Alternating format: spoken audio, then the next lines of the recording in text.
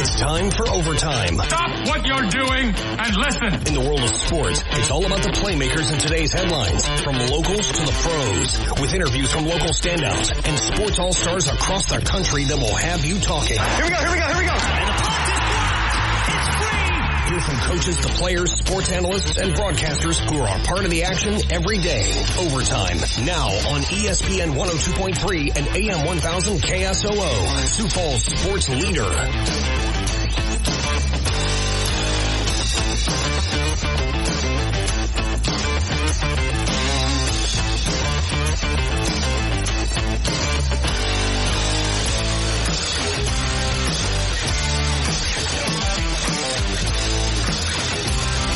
Welcome into the Wednesday edition of Overtime. You are in the right place, and my oh my, the hits keep coming across the sports world. NHL action last night, a big-time overtime winner for Toronto that we'll get to in a moment. Couple series that could have ended last night did not in the NHL as it gets more competitive between Toronto and Boston, and Nashville with an impressive road win in Vancouver.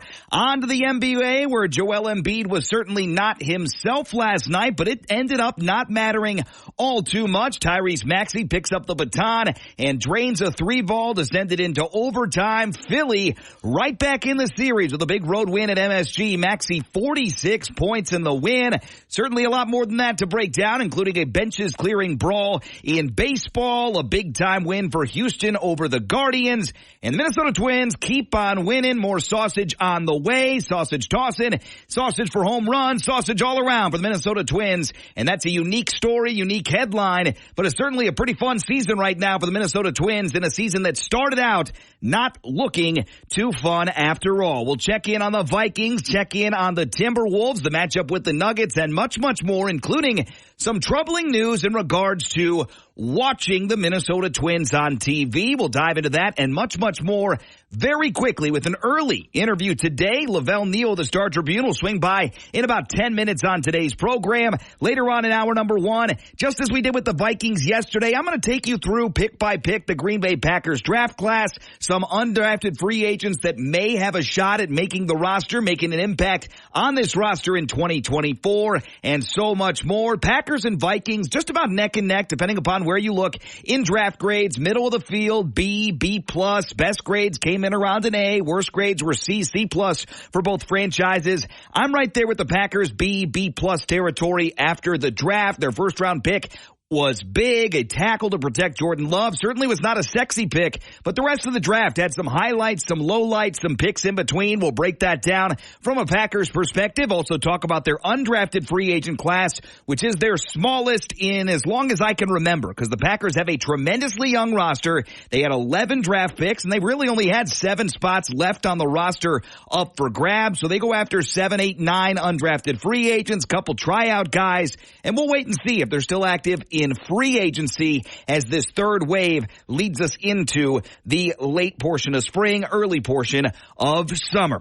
Identity Crisis is at the end of hour number one. It's an opportunity to win big today. I got 4 tickets up for grabs for an upcoming Whiskey Myers concert. This is now May as of today. Whiskey Myers concert is this month. I got a 4-pack of tickets up for grabs today for the Identity Crisis, and your courtesy clue off the jump: former NFL wide receiver, certainly notable, sometimes played for an area team. Those are enough courtesy clues for you off the jump here today. The Identity Crisis, always brought to you by the fine folks over at the Original Pancake House in Sioux Falls, comes up around 11:45. Hour number 2, it's a short show today. We get off the air at 12:30 for Twins pregame coverage. We got your headlines, highlights, and more, and we'll finish up the show, short show, with the good, the bad, and the ugly. Certainly a big and good win for Toronto on the road in Boston. This one comes down to overtime, and as hockey goes, you can always rely on a former Minnesota Gopher to get the job done.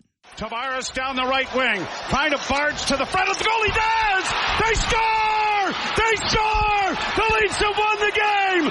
Nice jumping it in as Tavares one-handed in front. The Leafs are coming home. home, and they've won Game 5 by a score of 2-1. Holy mackerel, what a play! TSN 1050 on the call there. Toronto, big-time road win in overtime. Boston still leads the series 3-2, but it heads back to Toronto for Game 6.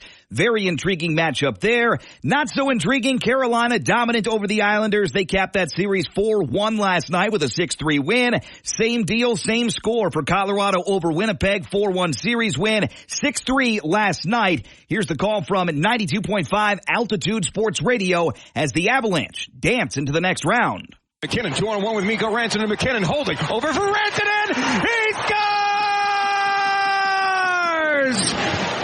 Talk to me, Moose! Mikko has 2, and the Avalanche have a 2-goal lead. 6-3 was a 3-goal differential last night. Colorado wins the series 4-1. Again, 92.5 Altitude Sports Radio there. Other notable final last night, Nashville forces a Game 6 with a 2-1 road win in Vancouver. That series shifts back to Nashville for Game 6. Tonight in the NHL, Golden Knights at Stars, 6:30 on ESPN. That series cannot be finalized tonight, currently tied 2 games apiece. Kings and Oilers can go final tonight if Edmonton has their way at home. 9 o'clock puck drop on ESPN. Oilers lead that series 3-1. Philadelphia was facing elimination. They were facing themselves down by 3 late in the contest. Tyrese Maxey already had himself a big night heading into the final possession of regulation, and he caps it and pushes his team into overtime. Maxey's got the ball, looking to go to overtime. Maxey for a 3 straight away. It's good. 8 seconds to go. He made it. Sixers tied at 97. Got to stop Brunson. 97 was the tie ball game score going into overtime. Philly wins in OT, 112-106, forces a Game 6 back home. Joel Embiid only had 19 points last night, little bit uncharacteristic. Tyrese Maxey, though, picked up everything and ran with it, 46 points, and Embiid giving props to his young teammate. Went in our favor, thanks to Tyrese Maxey. He was unbelievable, hitting big shots after big shots, especially with everything that's going on, so lots of credit to him. 46 points for Tyrese Maxey. I feel pretty good still about the Sixers' chances. I don't feel great, though, because of Joel Embiid. The way he's playing, how dinged up he is. He's the guy that makes the team go. You might be able to get by for a night or two with Maxey leading the way, and that's no knock on Maxey, just a matter of fact at this point of their respective careers. But they need both those guys to be on. I think they might be able to force a Game 7. Odds are stacked against them still, but I still believe that the Sixers are a better team.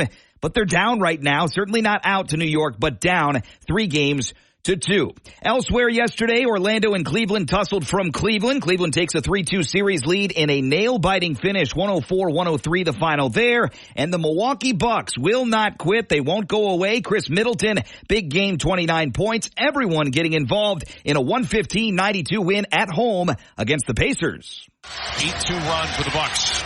Beverly with 11 assists. Portis comes away with a steal at big court. He's going the other way, and he will fuck it home. Well, Indiana appears to have folded up the tents. Final score there, 115-92. Milwaukee forces a Game 6. Indiana still a lead, 3-2. Game 6 in Indianapolis coming up in due time. Tonight in the NBA, Heat and Celtics, 6:30 on TNT. Boston with a 3-1 series lead. Mavericks at Clippers, one of the better series so far in the postseason. Tied 2 games apiece, 9 o'clock jump time on TNT as well. Lastly, as we round out your scorecard here, Major League Baseball Finals. Cubbies lost to the Mets on the road yesterday, 4-2. Colorado lost in extras to Miami, 7-6 in Miami. And again, benches clearing brawl, ugly situation, Milwaukee and Tampa Bay. Milwaukee does get the win. More on that later in the show. 18-11, the new record for the Brewers. And lastly, Minnesota Twins win once again. Caleb Thielbar got the save a couple days ago. He gets the win yesterday. He's 1-1. Yohan Duran, first save of the season. 6-5 winners are the Twins, 16-13 on the season. Still so much to get to on this Wednesday edition of Overtime, including your headlines of the day. We got a early interview with Velle Neal, the Star Tribune. We'll be talking Twin Cities sports scene. I'm talking Vikings, talking Timberwolves, and much, much more coming up right now. Velle Neal, the Star Tribune, is up to bat next, and he'll hit a home run, I'm sure. Can't wait to continue with this Wednesday edition of Overtime coming up next right here on ESPN 102.3 AM 1000 KSOO. Get ESPN with the free app and online. Grab your phone or call us up on your smart device. Now let's get you back to Overtime with Bert Ramin on ESPN 102.3 and AM 1000 KSOO.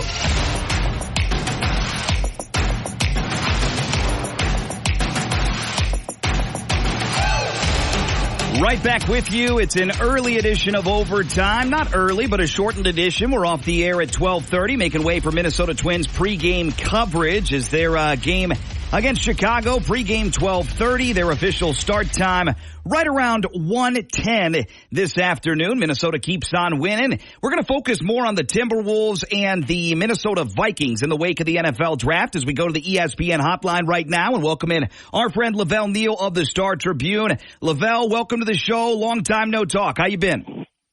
I've been doing great. Hope all is well with you. Oh, everything's going well. It's a fun time of the year. We got the playoffs and a couple big sports, NFL draft to break down. Real quick, though, I know that a lot of people are concerned with the news that started to come out this morning. We're not going to talk a ton about the Twins, but the Bally Twins and the Comcast and everything going on there. Take us through the latest that you know about this TV conundrum with the Minnesota Twins and people that want to watch their games.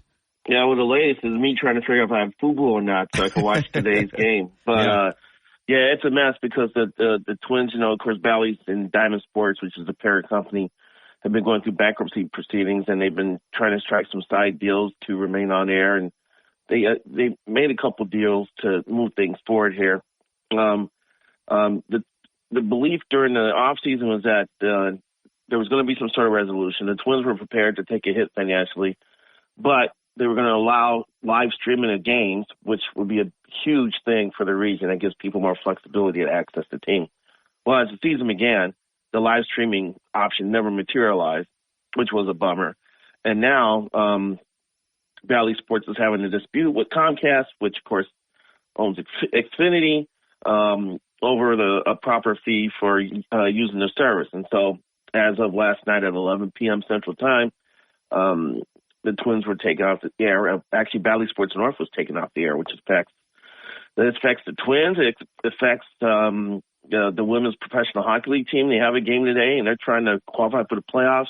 And, man, if this was like a month earlier, it would affect the Wolves and the Wild, too, you know. This is pretty drastic, and it's disappointing. The Twins could have taken some other options during the offseason. They just decided to hold out to see what will go on with Bally Sports and Diamond Sports. And decided to re-up with them. And the rumor is they didn't lose as much money in the deal as they thought they were going to. But that number has never been fully disclosed.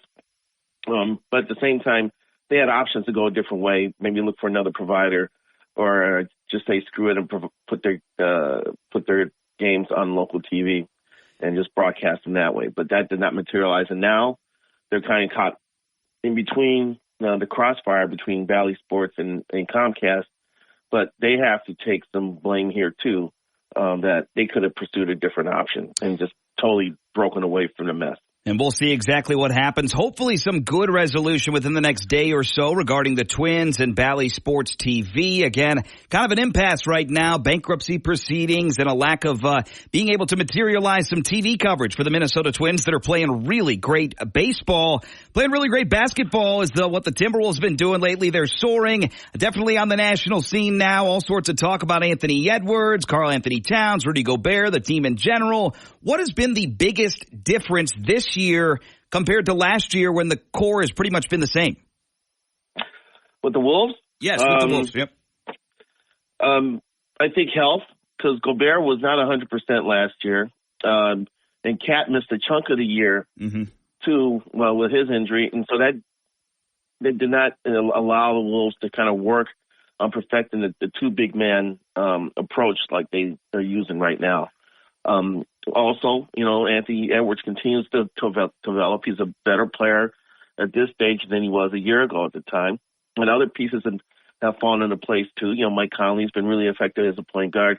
Nickeil Alexander-Walker, who people thought was an afterthought in this trade that brought them Conley, has emerged as a defensive force on the level of Jaden McDaniels and can score a little bit. So he's another factor as well. So you kind of watch this team evolve. And they have also embraced Chris Finch's coaching. You know, he coaches them hard, and he's a big defensive guy. And everybody's committed to playing tight defense. And you saw how that came into play in a series against the Phoenix Suns, a team that had beaten them in all 3 games during the regular season in convincing fashion at that. They had no chance against the Wolves in the playoffs as they got swept in 4 games. So, the roster looks a lot like last year's, but there's been some evolution going on, and there's been some molding of the 2 big man system. Then it's working wonders now. And it's been pretty interesting, and we all get a big-time series ahead of us starting on Saturday night. It's Minnesota and Denver. In your estimation, if you look at the series matchups, last 8 games, Timberwolves have won 4, Nuggets have won 4. Minnesota's had a little bit more success lately against them than they have back in 2018, 2019, 2020. What are a few keys to slowing down Jokic and Murray, and what do you view as the overall probability in your eyes that this is a competitive series and a winnable series for Minnesota? Oh, it's going to be a great series, and it's definitely a winnable series for Minnesota. And the matchups are going to be intriguing. The thing about the 2 big system is that Karl Anthony Towns is basically a small forward disguised as a 6'11" guy. The way he runs the floor, the way he drives, the way he faces the basket. I mean, he can post up and he can block shots, but he's more dynamic than that as a player. I think the addition of Gobert as a quality rim protector has allowed Cat more freedom to operate away from the basket, which used to irritate me when he was like the center for the Wolves and was leaving the bucket exposed for other teams to rebound or to attack. Now you got Gobert that allows Cat to be Cat, and you'll see him on Jokic, and he will hassle Jokic because of his athletic ability. That still is not going to be enough to totally slow him down. He's the most impressive player in the league for me.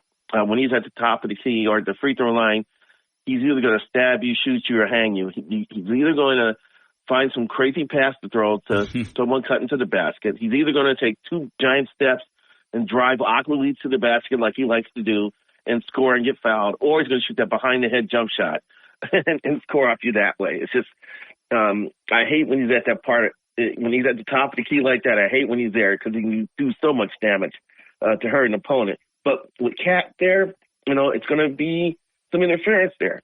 The fascinating thing is going to be Jamal Murray, because in theory they could run both Jaden McDaniels or Nickeil Alexander-Walker at him, and they keep him from being a lethal perimeter shooter like he can be, or from driving to the basket. And once again, if he starts driving, there's still the Stifle Tower waiting for him under the hoop. So these matchups and these head-to-head things are going to be really fascinating to watch play out during this series. And as we saw against Phoenix, the Wolves do have some depth. They can go 8, they can go 9 if they need to in games, and that's going to be a plus going forward as well. And you talk about the big positives and the big strengths of each team remaining in the postseason. Minnesota, for me, is the depth and the defense, and that's really what's made the difference so far. With the emergence, of course, Anthony Edwards, he's been around. We know him well in our area, but nationally, I feel like the perception on him is starting to change, and all of a sudden, he's starting to get seriously mentioned as the face of the league in a lot of conversations,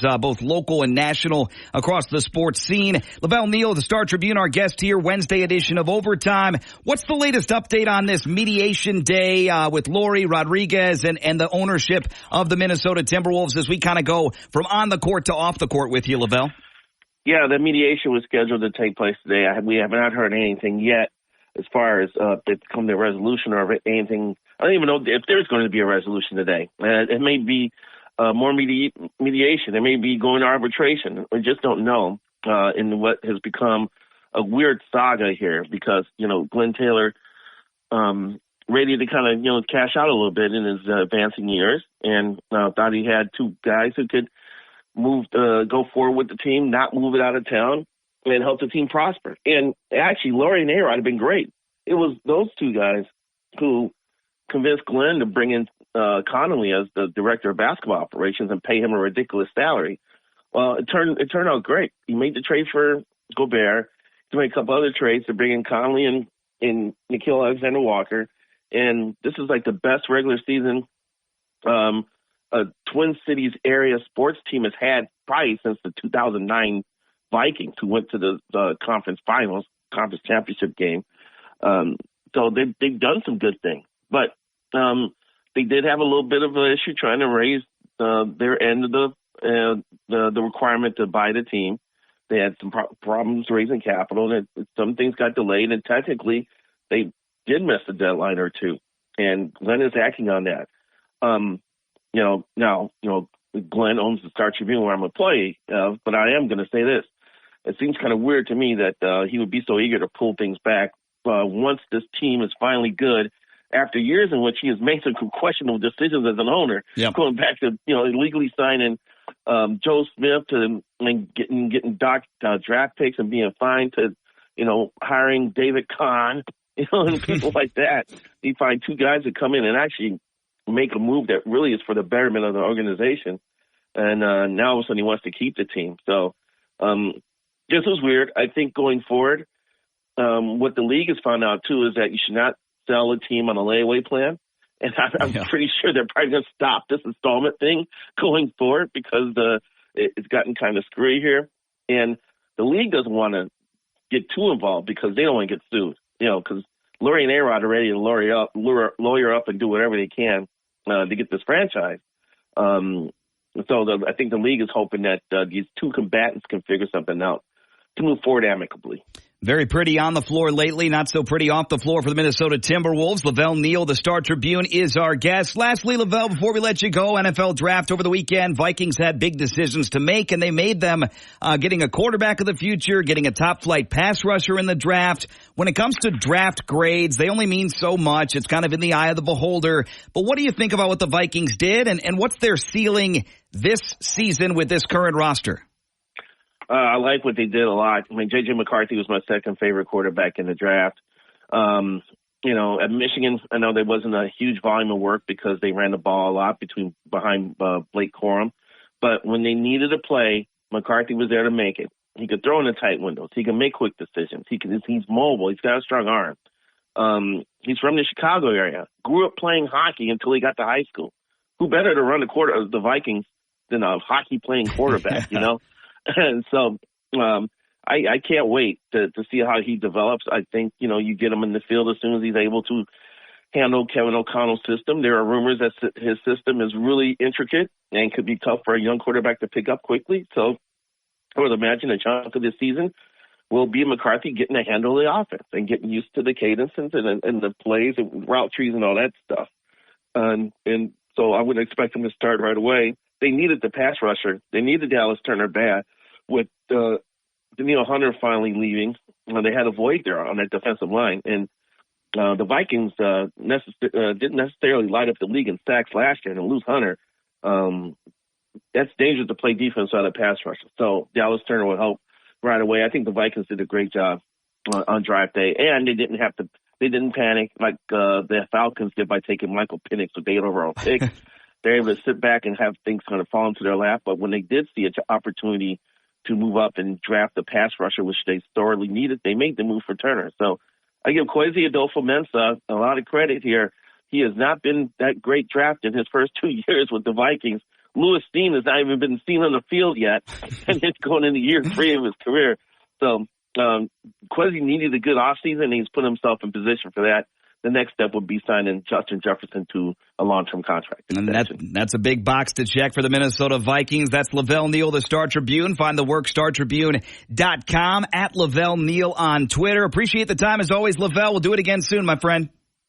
All right. Thanks for having me. All right. Wide-ranging conversation there. First on Bally Sports and the Twins, viewing them on TV. We talked about the Timberwolves, Anthony Edwards, the challenge that they've got with Jokic and Murray, and the Denver Nuggets. The Nuggets are a deep team. The Nuggets are a defensive team. The Timberwolves are deep. They're defensive-focused. It's going to be quite the series that begins on Saturday night. And lastly, Minnesota Vikings draft. It's pretty hard to find anyone that'll say negative things about the Minnesota Vikings in the draft, and I think that means they did a pretty good job, at least on paper. Draft grades are for the birds, but again, they do mean something, and that means that people like what you did on paper. We'll see what it translates to on the field. J.J. McCarthy, Dallas Turner, Kyrie Jackson, and as I pointed out yesterday, pretty good haul in undrafted free agency for the Minnesota Vikings. I think there's 4 guys that could easily make the Vikings 53-man roster. That was yesterday. Coming up next, we'll talk about those Green Bay Packers. Their draft class, 11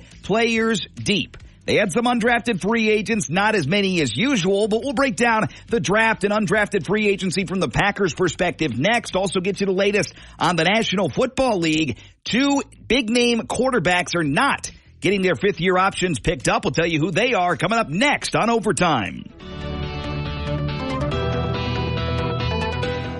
Overtime Day. Unwrap your sandwich and get caught up with Bert Rameen on ESPN 102.3 and AM 1000 KSOO, Sioux Falls sports leader.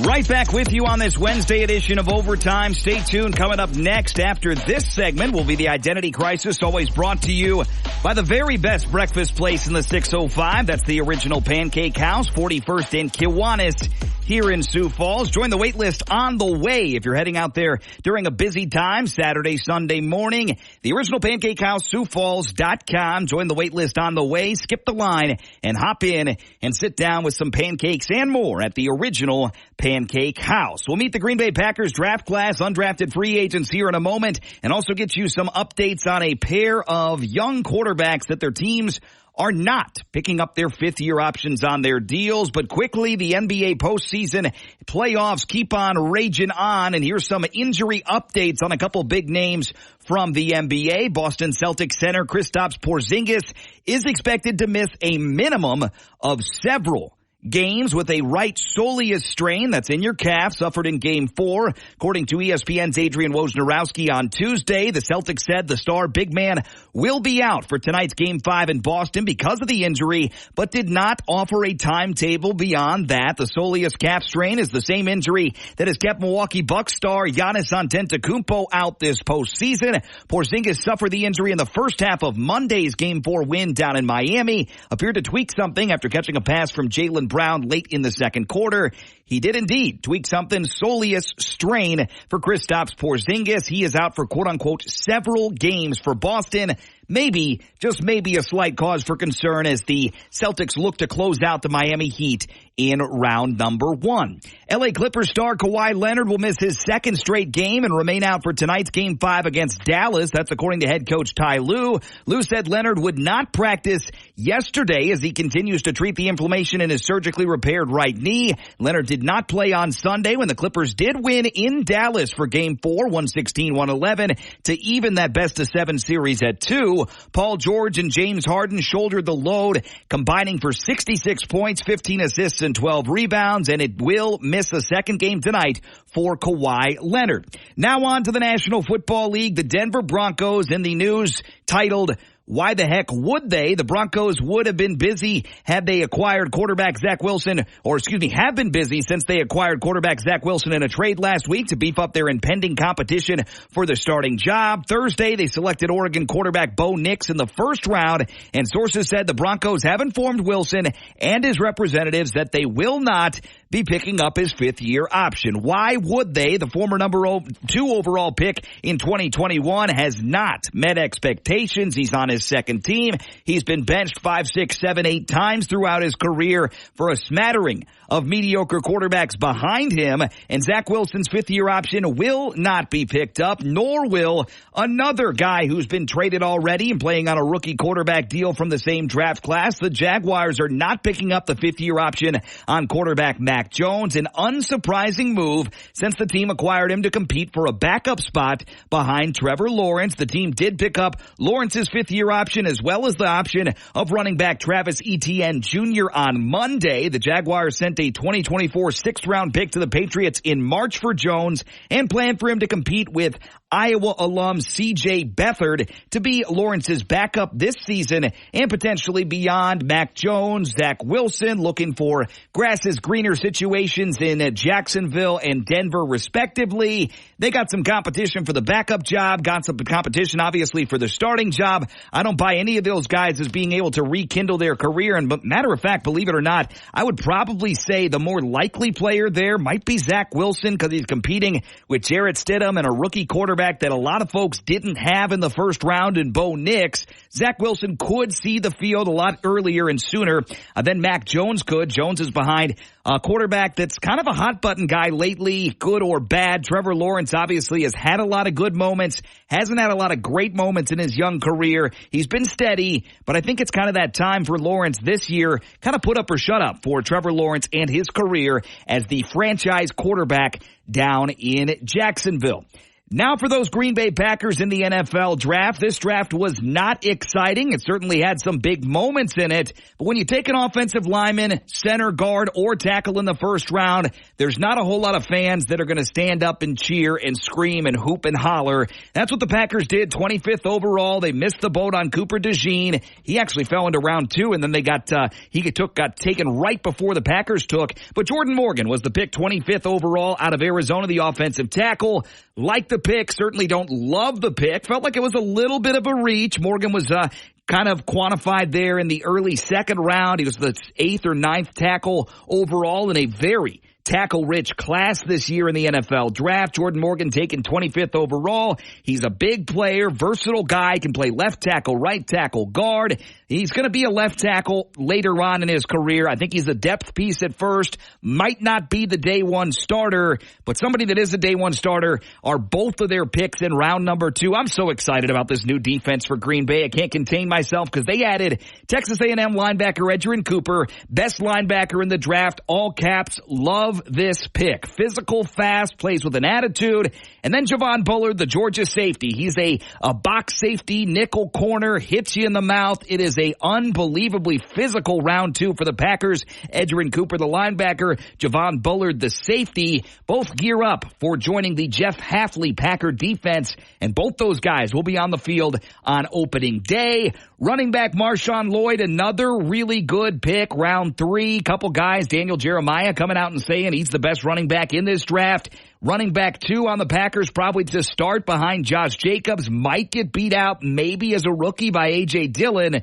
But this drafting signals the end of the Packer career for A.J. Dillon, whether it be this year or next. He's playing on a 1-year, extraordinarily friendly team-friendly deal. Marshawn Lloyd, future running back of the Packers. Get this, by the way.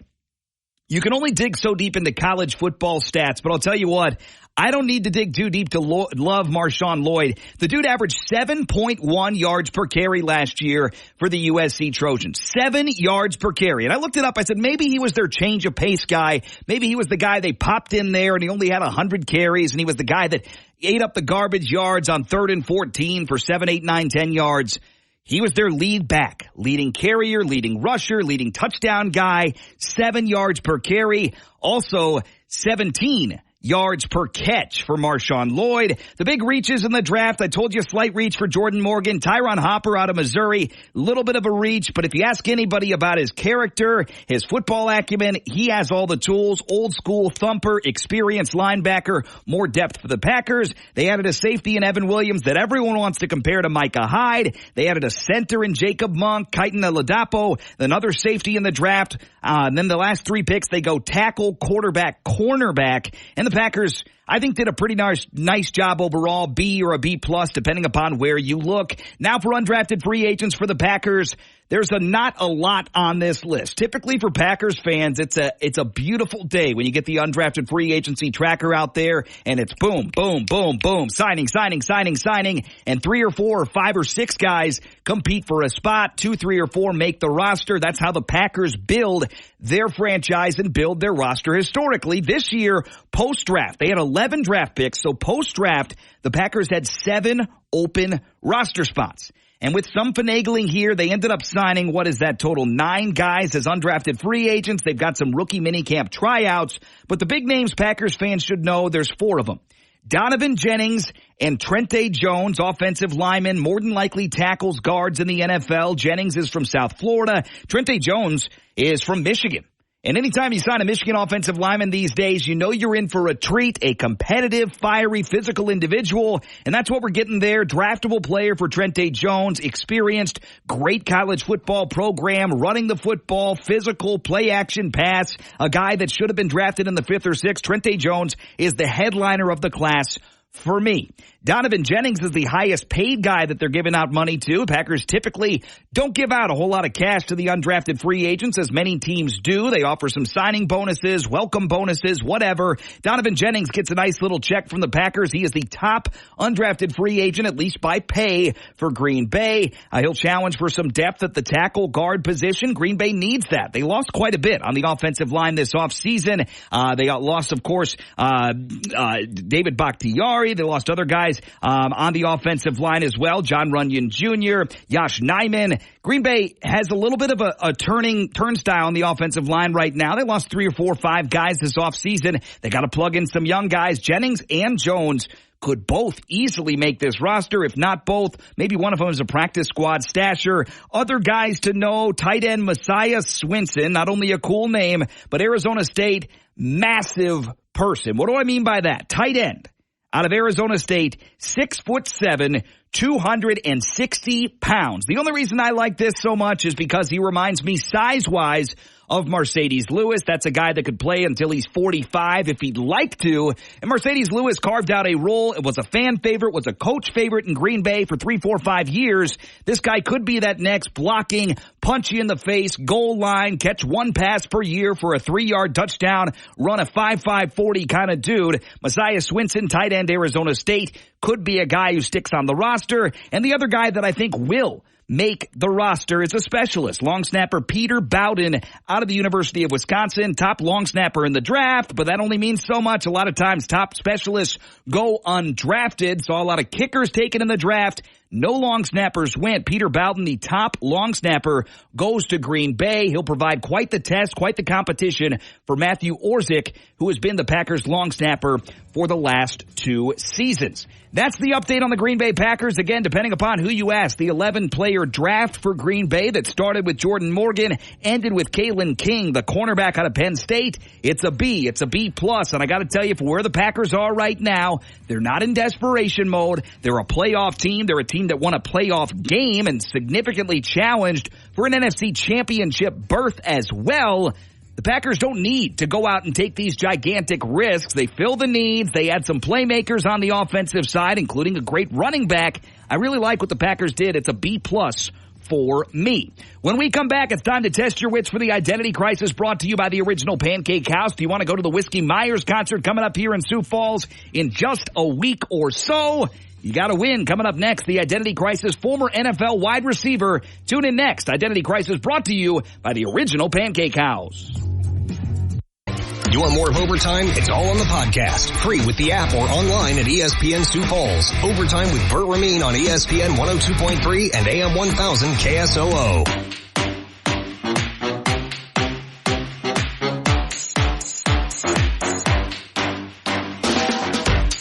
Right back with you. Time to round out hour number 1 of Overtime. Just about time for the Identity Crisis, brought to you by the Original Pancake House. My favorite coworker, Packers fan, just now into his vehicle, and it is now time.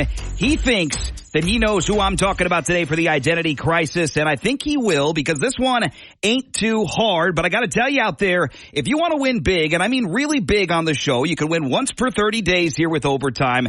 The time is now to call in. As soon as I deliver a clue that you think piques your interest, hey, I've got it, dial us up, see if you know this thing. I'm giving away a 4-pack of tickets to Whiskey Myers. He's coming to the Premier Center next Tuesday night, Tuesday, May the 7th. If you and yours, you and your friends, you and your wife, you and your kids would like to go, a 4-pack up for grabs, and that is inclusive of an OPH gift card as well. Great pancakes. So not only can you take the fam out to a great concert, you can take the fam out to a great breakfast as well, or maybe you don't have a fam in the area. Maybe it's just you and the buddies. It's a great big opportunity right now. OPH up for grabs, Whiskey Myers up for grabs. It is time for today's Identity Crisis, brought to you by the Original Pancake House.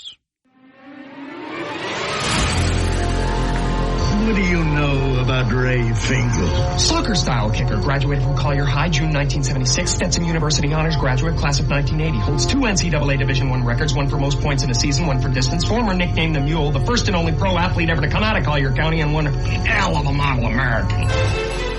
Well, this is exhausting.